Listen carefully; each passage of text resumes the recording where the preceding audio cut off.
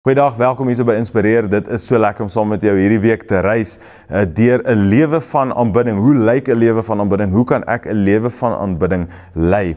En so lekker om saam met jou te reis. Dankie vir jou boodskappe soos wat jy dit daar vir ons los en deurgee. Vandag spandeer ons 'n bietjie tyd en ons gesels 'n bietjie oor die hoekom. Hoekom is dit belangrik vir my en vir jou? Die hoekom uit wat ons aanbidding uitvloei. En ons kry dit daar in Hebreërs 12 vers 28. Hy sê, daarom moet ons wat bevoorreg is om hierdie onwankelbare koninkryk te ontvang, dankbaar wees. En ons dankbaarheid daarin laat blyk dat ons God gelukkig maak, deur hom met eerbied en ontzag te dien.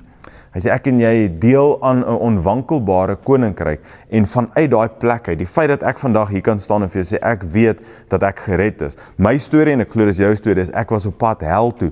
Nie omdat ek 'n slegte mens noodwendig is nie, dit ook, maar omdat Christus die enigste weg is na God die Vader. So daarom weet ek dat ek is aangeneem tot kindskap, leer hy my in Filippense. Hy sê, ek en jy word nou genoem kind van God, omdat ek sy kind is, omdat hy vir my gesterf het. Hy het my aangeneem, hy het my verlos, hy het my gered uit die kloue van die bose. En ek en jy is heaven-bound, ons het deel in die ewigheid. Hy sê, ons sit saam met hom, saam met Christus op heerlike plekke. Dis wat ek en jy aandeel het, ons het deel aan hom, deel aan sy koninkryk. En uit daai plek uit vloei my aanbidding. Hy is die God van die heelal.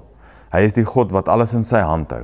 Hy is die een wat mag het om te skep. Hy is die een deur wie alles tot stand gekom het. Maar hy is ook die een wat my en jou so lief het dat hy vir ons gesterf het. Daarom aanbid ons hom, want hy is God. Ek en jy het deel aan sy koninkryk. Ons is sy kinders. So mag ek en jy onthou die hoekom ek en jy hom aanbid. En mag hy ons vandag weer eens net kom bevestig, mag ons versterk en mag ons net met hierdie absolute wete loop, dat ek en jy behoort aan hom, kan ek en jy hom vandag saam aanbid. Mag Here jou seën. Ek hoop jy geniet jou aanbidding tyd saam met hom. Totsiens.